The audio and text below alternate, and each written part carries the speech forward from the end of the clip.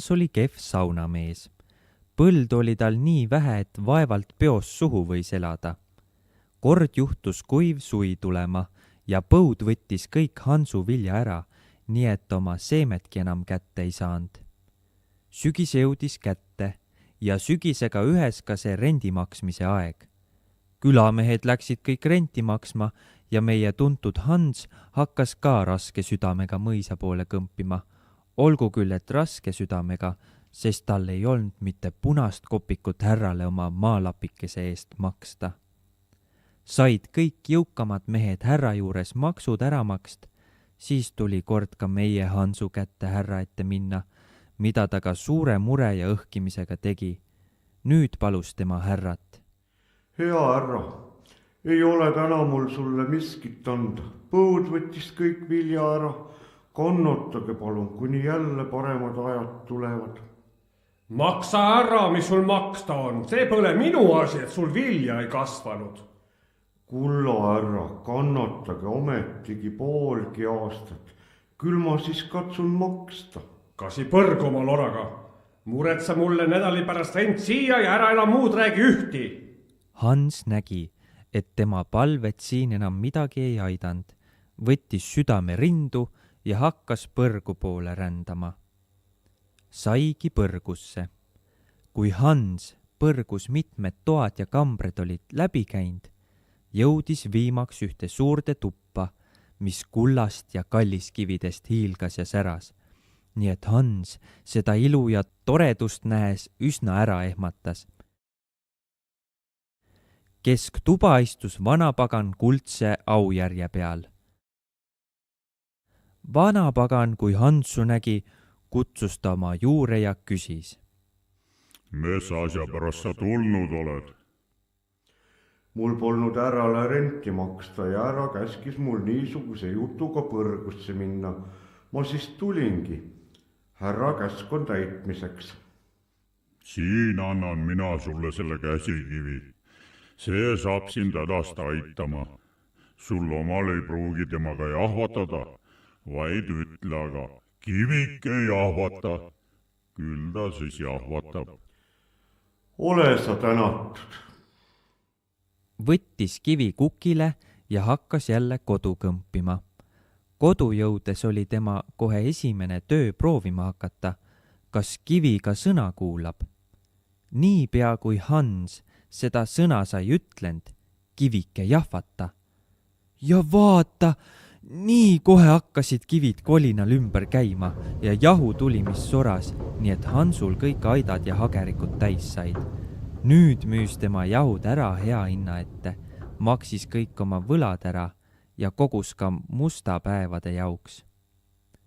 Viimaks ulatas see jutt ka härra kõrvu, et Hansul olla niisugused käsikivid, mis iseenesest jahvatada, muud kui ütle aga kivike jahvata.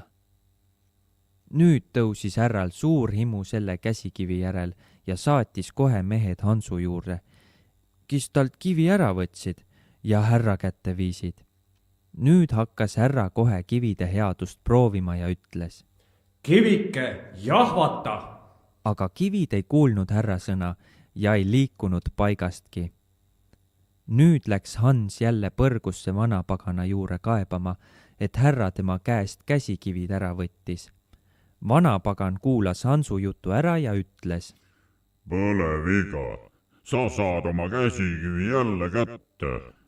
Seda üteldes andis vanapagan Hansule ühe kirju kuke ja ütles. See kukk muretseb sulle kivid kätte. Hans tänas, võttis kuke kaendlasse ja hakkas jälle koju minema. Said nad tükimaad läinud, siis tuli neile rebane vastu. Kukk ütles rebasele. Poe mu kõhtu. Rebane kuulis kuke sõna ja pugeski kuke kõhtu. Said nad jälle natuke maad edasi läinud, siis tuli hunt vastu. Kukk ütles hundile. Poe mu kõhtu. Hunt kuulis kuke sõna ja pugeski ta kõhtu. Said nad jälle natukene maad edasi läinud, siis tuli karu neile vastu. Kukk ütles jälle. Karu, poe mu kõhtu. Karu kuulis kuke sõna ja pugeski kuke kõhtu. nüüd ruttasid nad jälle edasi ja jõudsid ühe järve äärde. nüüd jõi Kukk ühe joonega järve tühjaks. Viimaks jõudis Hans oma kukega härra juurde. Kukk läks kohe suure trepi peale ja hakkas seal suure häälega laulma. Kukkelugu, anna saunamehe käsikivid kätte. härra vihastas niisuguse häbemata Kuke üle ja laskis tema kanade kongi viia. kui Kukk kanade seas oli, siis ütles ta rebasele. Rebane, poe mu kõhust välja ja murra need kanad ära. Rebane puges kõhust välja ja murdis kõik kanad ära. Hommikul mindi kanadele süüa andma, aga peale Kuke ei tahtnud ükski sulgloom enam süüa. Rebane aga kargas kongist välja ja pani putked mängima metsa poole. Teiseks ööks viidi Kukk lauta loomade hulka. Kukk ütles nüüd hundile. Hunt, poe mu kõhust välja. Hunt puges kõhust välja ja murdis kõik kariloomad ära. Hommiku mindi loomi vaatama ja süüa andma, aga ei ükski loom taht enam süüa, vaid kõik sirutasid sõrgu vastu taevast. Kolmandaks ööks viidi Kukk hobuse talli. Nüüd käskis Kukk karud kõhust välja pugeda.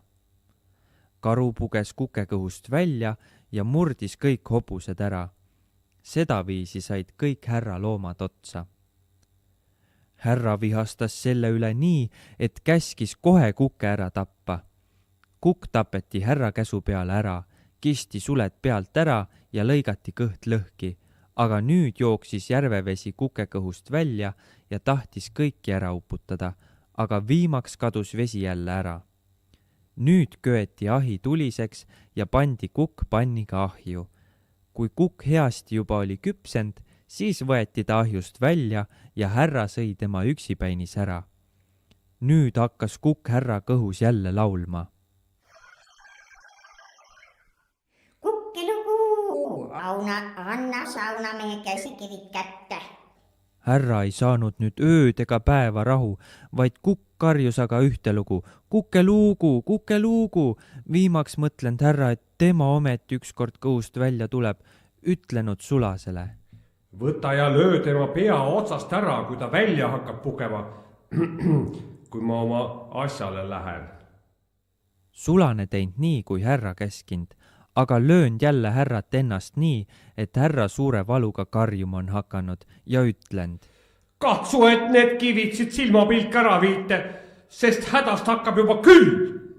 Saunamees sai oma käsikivid jälle kätte ja niipea, kui ta ütles kivike, jahvata, hakkasid nad Hansule jälle jahvatama, mis kolin taga, nii et Hans oma eluajal enam puudust ei saanud tunda. Peale Hansu surma sai Hansu poeg need kivid omale ja on praegust külas kõige jõukam mees.